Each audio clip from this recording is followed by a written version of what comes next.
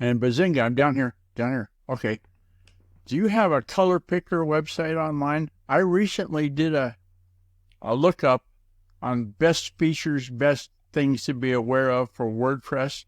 And a WordPress website best practices include using a hex, H-E-X, color values in the code. So if you're going to put RGB or any other kind of value, no, you don't want to do that. So then that brings up the question, where's your color picker website? That is, sometimes you're going to get a color that you'll need to know what the hex value of it is. And if you go to theguyrcookreport.podbean.com, I've got a Google document that identifies color picker websites, including the one that I personally use. And so I've got them so you can get them. Hey, to contact me, use the secure contact form on guyrcook.com. If you like this episode on YouTube, and give it a thumbs up on youtube.com and click the bell to subscribe to future episodes. It's a wrap.